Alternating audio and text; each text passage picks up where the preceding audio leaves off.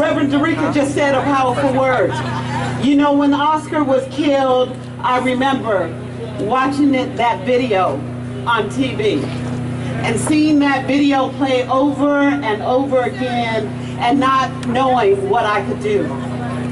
But Minister King made a call. And out of that call, we went down to the DA's office, and it took a whole lot of us to push to make sure that justice was served with respect to Oscar. We are in a really interesting time right now when a black man leaves his house and he has to wonder whether or not he's going to come home. I don't know what it feels like to be a target. When a mother has to worry about whether or not her son comes home. You know, I thought about Wanda and Oscar last night, because the last thing she said to him when he was going to get on that public transportation was, take Bart, so you will be safe. And he didn't come home. Just go. Our young and our black men are dying in numbers that are too many. We can ill afford to allow a system to continue to kill us on a daily basis. And that's what's happening in this country. That's why you see New York and Missouri and all these other places. But it's really important. I see Kat over here and some of the other organizers who planned some of the protests. Bart is once again trying to silence their voices. It is trying to charge them $70,000 in restitution. We cannot allow them to silence their voices.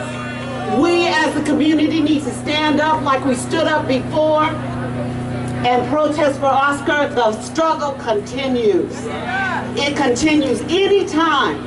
Anytime they can tell people who use peaceful protests, who use civil disobedience, it is because of civil disobedience that we aren't sitting on the back of buses, that we can live in the neighborhoods that we say we want to, that we can go places and eat at lunch counters. It is because of civil disobedience. So when they silence our voices,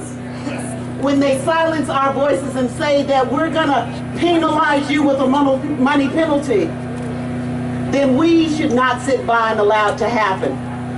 I hope that people will call the DA's office, Nancy O'Malley. I hope that you will call other elected officials and tell them to use their power to speak up. I hope that you will be in the streets protesting about what's happening. We are dying in numbers, and it's not by accident. It is not by accident. Just like Derica said, this system is designed this way.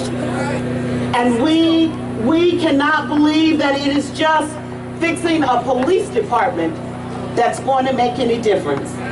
And so we have to continue to raise our voices.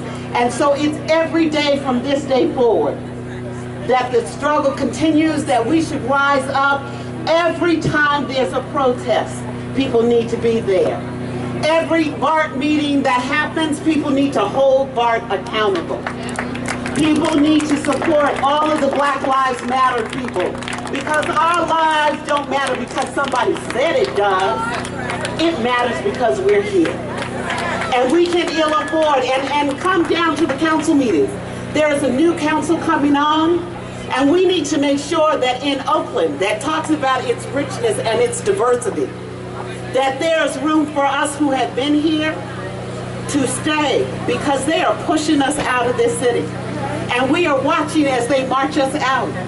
But the policies that we put in place on a daily basis impact your lives and whether or not you can stay here. And when you are involved in this process, it allows business as usual. That day is over.